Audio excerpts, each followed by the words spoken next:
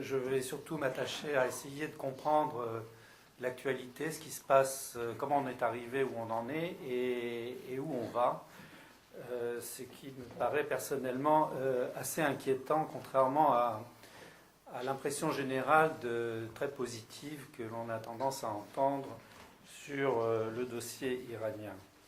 Je partirai des sanctions, puisque c'était le dernier sujet d'intervention. Je pense effectivement qu'il y a eu un durcissement assez fort des sanctions, assez surprenant d'ailleurs, parce que en général, ce genre d'exercice est assez peu efficace. Or, là, il y a eu des sanctions qui, je ne suis pas un grand spécialiste de la question, mais qui ont été beaucoup plus efficaces. Je pense que c'est surtout par l'intermédiaire du secteur financier qui a énormément gêné le régime iranien dans les derniers mois, ou plutôt, disons, la dernière année, et que ça n'est pas étranger à l'élection du président Rouhani, que tout le monde célèbre, en août de l'année dernière.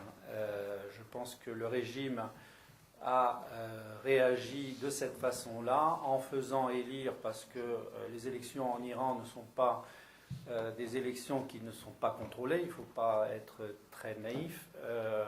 Il y a eu plusieurs hésitations, on a vu pointer du nez l'ayatollah Rafsanjani, qui reste l'homme fort, en tout cas un des hommes forts du système iranien, et on a choisi donc Hassan Rouhani comme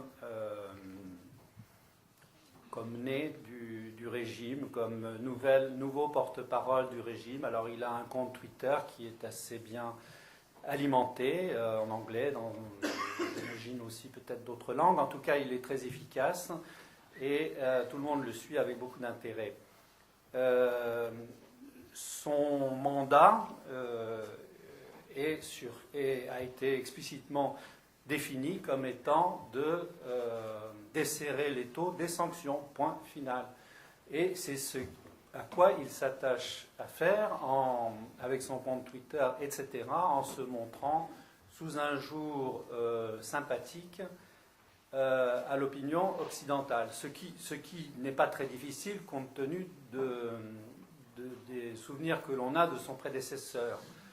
Donc il a réussi jusqu'à présent, apparemment, à séduire l'opinion occidentale.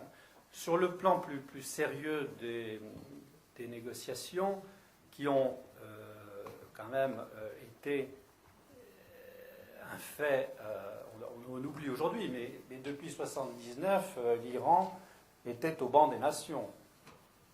Tout d'un coup, le régime iranien devient tout à fait acceptable et on discute avec lui de façon ouverte à Genève, etc.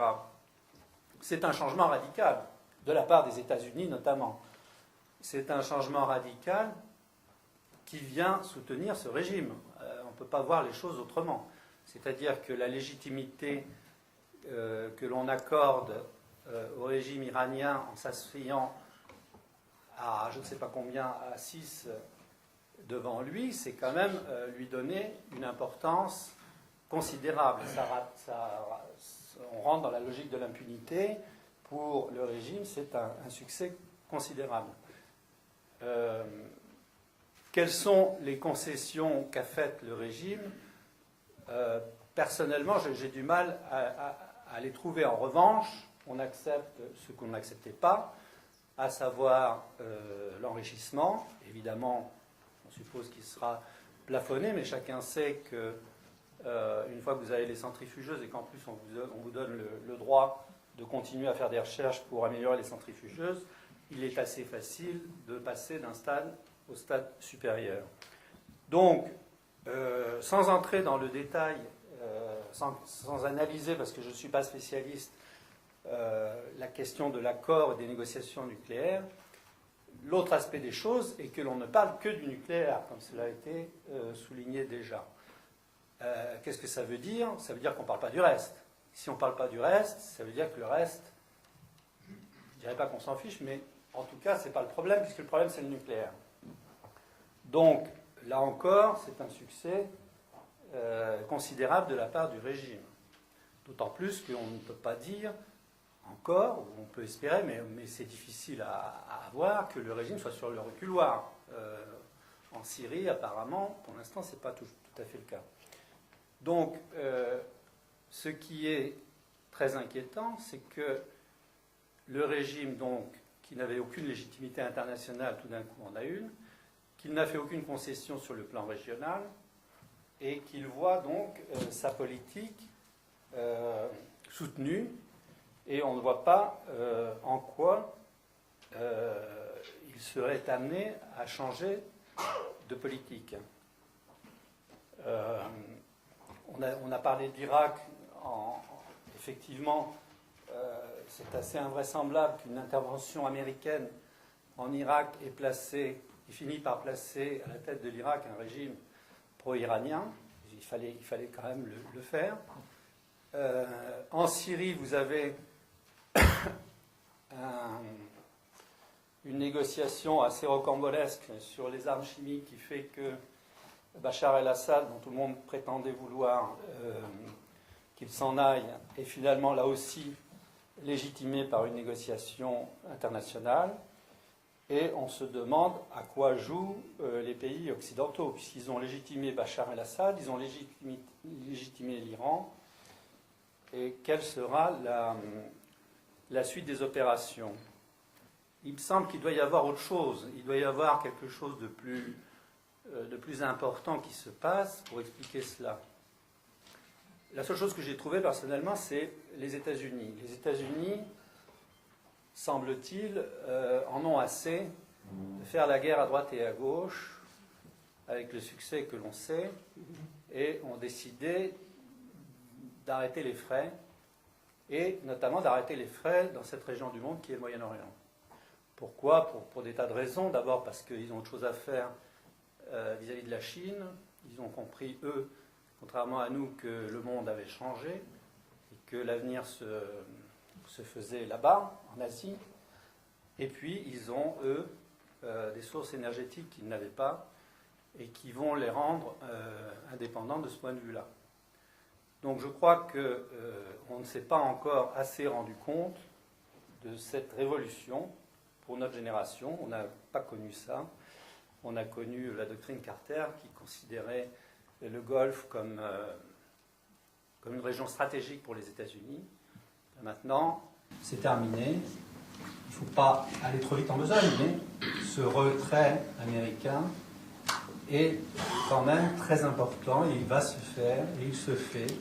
C'est la seule façon d'expliquer ce qui s'est passé en Syrie, où cette histoire de ligne rouge qui est passée à la trappe, et aussi ces négociations, me semble-t-il, avec l'Iran. C'est-à-dire que si on se place d'un point de vue américain, il est certain que la priorité absolue, ça va être d'essayer de faire en sorte que l'Iran n'ait pas la bombe atomique.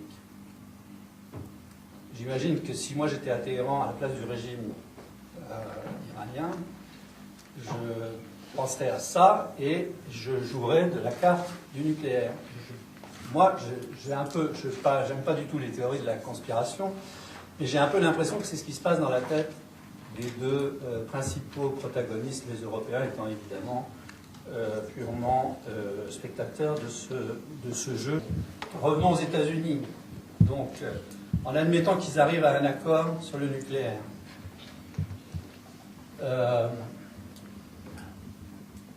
c'est la question que se posent tous les acteurs dans la région. Qu'est-ce qu'on va devenir? Parce que tout le monde se plaint de la présence américaine dans la région, mais qu'est-ce qui va se passer si ils ne se mêlent plus des affaires du Moyen-Orient? Les Israéliens commencent à se poser des questions sérieuses. Les Saoudiens, n'en parlons pas. Et d'ailleurs, ils se parlent entre eux, parce qu'ils sont dans ils ont le même problème. Et je crois que l'on va retourner à une situation qui a été évoquée au début, une situation hantée du temps du Shah, où il y avait cet équilibre régional qui se basait notamment sur l'équilibre entre l'Irak et l'Iran. Mais maintenant, c'est sacrément plus compliqué parce que c'est plus l'Irak qui va servir de contrepoids à un régime comme celui de la République islamique, puisque l'Iran est dans la poche. L'Irak, pardon, est dans la poche de Téhéran. On a bien reculé en l'espace d'une génération. Et il faut s'attendre à une déstabilisation encore plus grave. Et je vous fais remarquer, je n'ai même pas encore parlé, je n'ai pas parlé, parce que je n'ai pas l'intention d'en parler, du problème chiite-sunnite, qui me semble être effectivement, comme cela a été dit, un peu surjoué en ce moment. En fait, il y a des conflits d'intérêts entre puissances. Alors, il se trouve qu'il y en a qui ont des majorités de tel ou tel bord, mais le problème, c'est que on va se retrouver dans une région où, sans gendarmes du monde, entre guillemets, ce qui est peut-être très bien, mais ce qui va créer des conflits considérables avant qu'un équilibre s'établisse, d'autant plus que vous n'avez plus l'équilibre à deux. Vous allez avoir un équilibre saoudien, il va y avoir les Turcs, les Israéliens, etc. Une régionalisation de la sécurité au Moyen-Orient qui va être très compliquée. Bon, voilà. Pour terminer, je dirais simplement qu'il y a une raison fondamentale, à mon avis, qui fait que, en tout cas, si j'étais à la tête de la République islamique d'Iran, je ferais très attention et je ne ferais aucune concession, c'est qu'il va y avoir des élections aux États-Unis en 2016 et que les Iraniens ne savent absolument pas ce qui va se passer après. Et on ne peut pas, et ce serait totalement absurde, me semble-t-il, de s'attendre à des concessions de la part de l'Iran aujourd'hui. Voilà.